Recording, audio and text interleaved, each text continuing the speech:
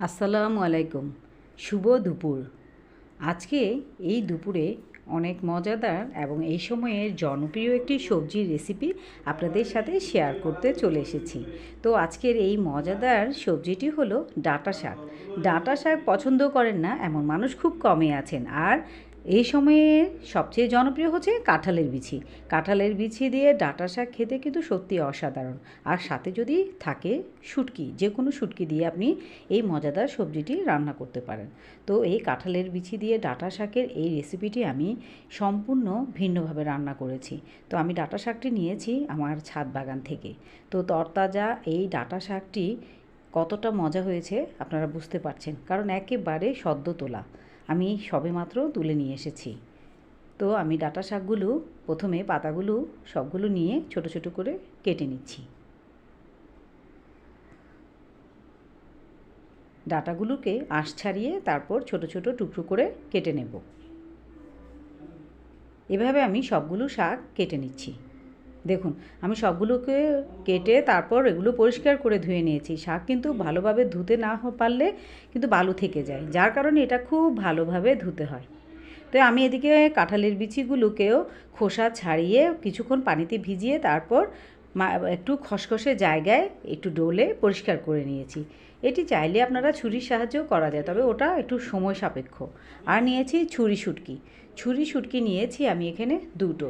তো আমি এগুলোকে পানিতে ভিজিয়ে ভালোভাবে পরিষ্কার করে ধুয়ে নিয়েছি। কাঁঠালের বিচিগুলোও আমি পরিষ্কার করে ধুয়ে একটি বাটিতে নিয়ে নিয়েছি।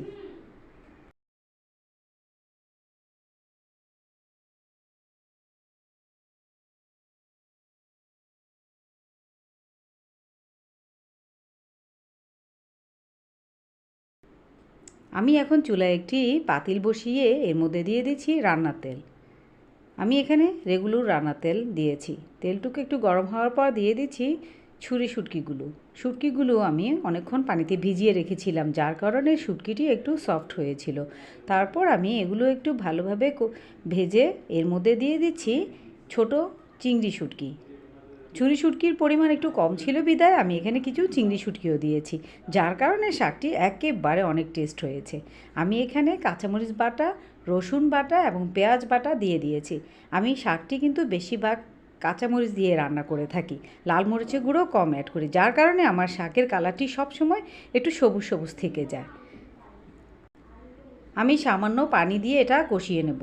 এর মধ্যে দিয়ে দিচ্ছি আধা চামচ পরিমাণ হলুদের গুঁড়ো আর 1 চিমটি পরিমাণ লাল মরিচের গুঁড়ো, আর দিয়ে দিচ্ছি লবণ। স্বাদ মতো লবণ দিয়ে আমি এখন এগুলো খুব ভালোভাবে কষিয়ে নেব। মশলাটুকু ভালোভাবে কষানো হয়ে এলে এর মধ্যে দিয়ে দেব ধুয়ে রাখা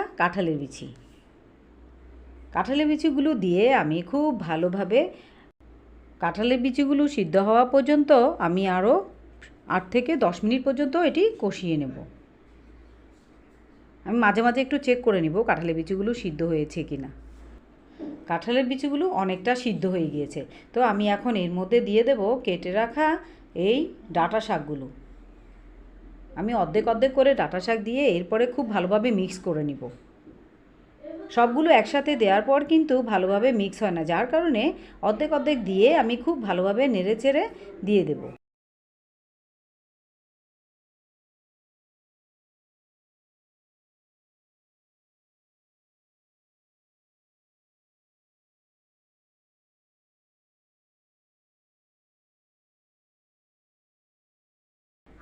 এভাবে আমি বাকি শাকটুকু দিয়ে এগুলো খুব ভালোভাবে নেড়ে চেড়ে দিব। তো এভাবে আমি আরও রান্না করব 10 থেকে 15 মিনিটের মতো। আমি চুলার আঁচটি মাঝামাঝি করে দিয়েছি। খুব ভালোভাবে নেড়ে চেড়ে দিতে হবে। শাক তরকারি আপনি যত বেশি নাড়াচাড়ায় থাকবেন তত শাকের কালারটি সবুজ থাকবে আর সুন্দরও হবে। ডাঁটা শাক দিয়ে কাঁঠালের বিচির এই সবজিটি পুরোপুরি তৈরি হয়ে গিয়েছে। বিশ্বাস করেন অনেকটা সুন্দর হয়েছে এর কালারটি, আর কিন্তু এর সুন্দর একটি স্মেল আসছে। অনেক মজাদার শুটকি দিয়ে ডাঁটা শাক দিয়ে কাঁঠালের বিচির এই রেসিপিটি সত্যিই ছিল অনেক অসাধারণ, আর এতটা টেস্ট ছিল যে আপনারা অবশ্যই এই প্রসেসিং একটি বার রান্না করে খাওয়ার পর বুঝতে পারবেন। তো আশা করছি আজকের এই মজাদার এবং অনেক অনেক জনপ্রিয় রেসিপিটি আপনাদের কাছে ভালো লেগেছে, আর অবশ্যই ভালো লাগলে একটি লাইক দিয়ে যাবেন। তো নতুন আরও কিছু রেসিপি আপনাদের জন্য শেয়ার করব যে কোনো সময়। তো সবাই ভালো থাকবেন এবং সুস্থ থাকবেন।